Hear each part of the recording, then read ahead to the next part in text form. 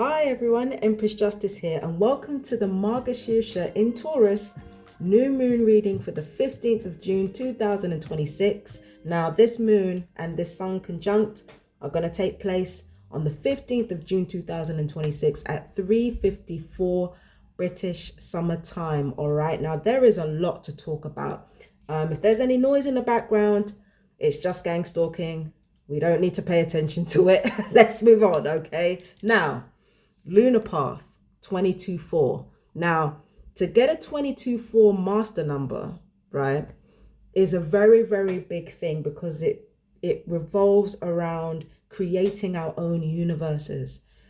This is the thing about 22-4s. It doesn't matter what you do or what type of job you have or what type of skills you might have in your back pocket.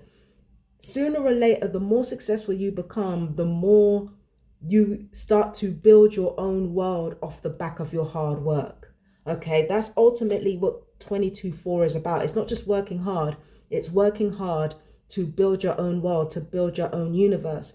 And not only is that what we are being encouraged to do, that is what the new moon and sun will compel us to do. It will compel us to create our own worlds, create our own universes, and to do it with creativity and positive reinforcement.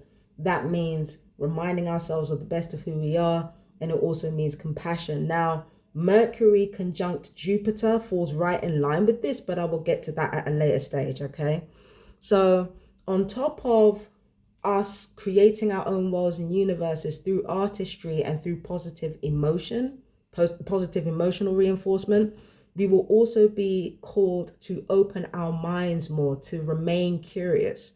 Because when we apply curiosity to everything in our lives, sooner or later, that curiosity is going to lead to empathy. It does almost every time, okay? Now, coming back to that individualist energy, right? What we're also being compelled to do is when we create our own universes, is to do it for ourselves. We are to do it for ourselves. We are to do it separately. Now, we shouldn't take that to mean that we're not going to contribute to the outer world as a whole. We absolutely will. But there is a sense of being separate but equal here. That's what we get from this. There's a sense of being separate but equal. When we create our own universes, ultimately we're filling our own cups, right? And then when we kind of unite with other people or we network with other people, essentially what we're doing is we're creating a stronger, larger tapestry, right? Separate but equal. We pay attention to our own binaries, we pay attention to what roles we belong in, and then when we move into the outside world, we contribute to the outside world as a whole in a positive way. That is the point of all this. That's what we're being encouraged to do, and that's what we have the opportunity to do. And I know that's not what certain people want, but yeah, it is what it is. Now, let's see what we've got here. So what I've written down for Mrigashira is that this nakshatra is usually about cooperation. It's usually about cooperation of, different polarities, different dual energies. It's like duality, binaries, kind of working together by being themselves, right? So they are working together and they are contributing to the larger situation, but they're doing it through being themselves. They're not doing it through pretending to be something that they're not, or they're not doing that by being out of step with nature. They're doing it from being within nature. Because this is what I figured out about Mrigashira. It's a Mars dominant nakshatra, which means that it has already mastered the art of attracting love and devotion and creating growth. And at this point, Mrigashira has already figured out that the way to do that is to appeal to the animal side of themselves and each other. That is how they create the separate but equal thing. This is something that a lot of Mrigashira people are obsessed with, appealing to the animal nature, or the very, very fundamental nature of binaries and whatever binary they belong to. So that is how they naturally attract devotion. That is how they naturally create growth and fertility. They take the binaries of the material world, they take their animal selves, and then they create a situation where they are able to contribute the most to life and society within those binaries. Do you understand what I'm saying? I'm trying to avoid like a lot of cliquish stuff and a lot of bioessentialist stuff here. I'm trying to avoid that.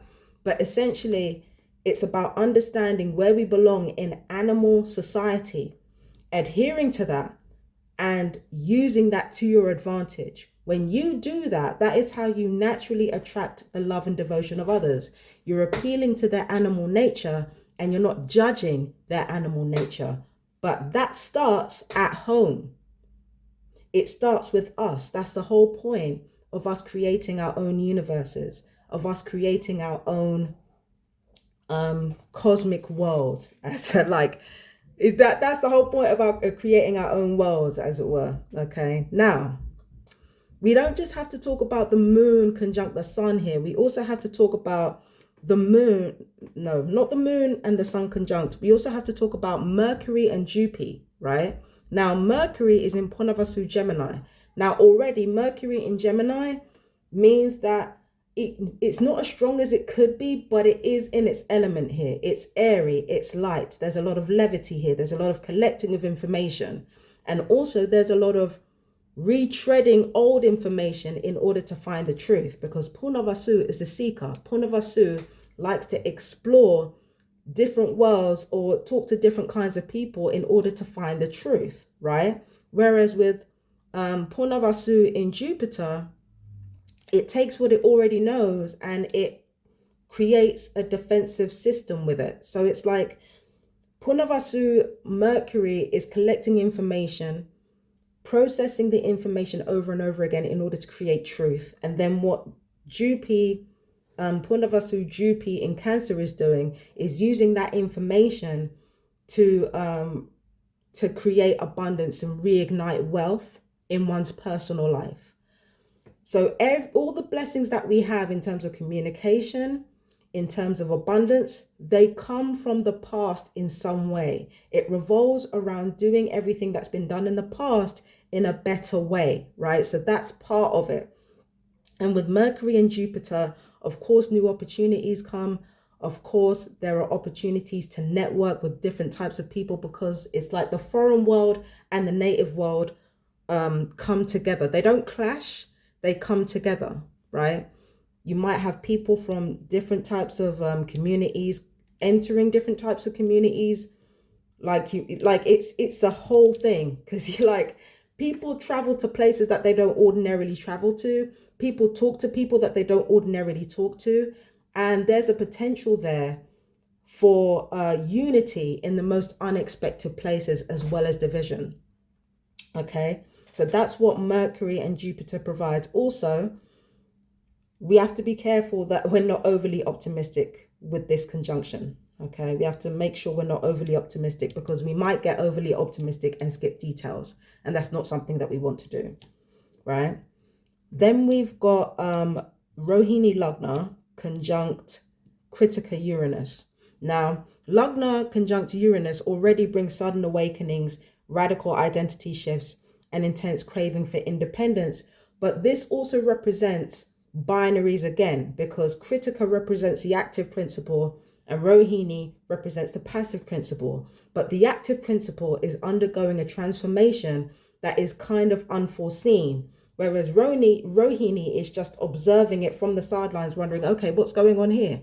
So our spirituality, our sense of what our souls and spirits are connected to, are radically changing, and it's going to affect us collectively and cause a radical identity shift in all of us. So in other words, our bodies are going to change, our minds are going to change, our passive lives on the material plane are going to change, because our spirits and our souls are, undergoing a radical shift. And I know Kritika is in Taurus, but again, it's sun dominant. It represents the active principle, whereas Rohini represents the passive principle. You can't get any more passive than a lunar dominated nakshatra that's in Taurus. It represents the physical body as is. That is about to change. Our material reality is about to change, because our active principle, our Kritika collectively, is about to change. So just be on the lookout for that. Like, a lot of things are not going to be the same anymore. That's why us creating our own universes at this time is going to be incredibly important. Okay, now, this is the scariest one. I'm not going to lie to you. I shouldn't say this, but this is going to be the scariest one. Shravana Midheaven. Okay, now Shravana Midheaven, it's revolutionizing collective purpose and public reputation. So there's a big transformation. It's not going to be all positive, by the way. Like, some of it's going to be positive and some of it's going to be negative. Either way, it's going to be incredibly powerful and transformative. So we've got a complete revolution and transformation of collective purpose and public reputation. Our purpose is going to change as well. It's not just going to be our personal identities. It's also going to be what we are on this earth to do. That is why we're supposed to appeal to our animal selves, because our animal selves are going to be leading the charge here. That is why we're supposed to appeal to our animal selves and create our own universes, you know, by, you know, loving the animal self into being tamed rather than trying to control it. That's why we're meant to do what we do. It's because it's not just going to be ourselves that change. It's going to be what our purpose is on this planet that is going to change. I've been feeling the shift already. I'm sure a lot of other people are feeling the shift. So it's a very intense time for Mrigashira Taurus, new moon. Yeah. I wish everybody luck. I hope that was very in-depth for you, but I'm going to go. So I'll see you for the tarot reading. I love you guys. Peace and blessings. Bye-bye, my darlings.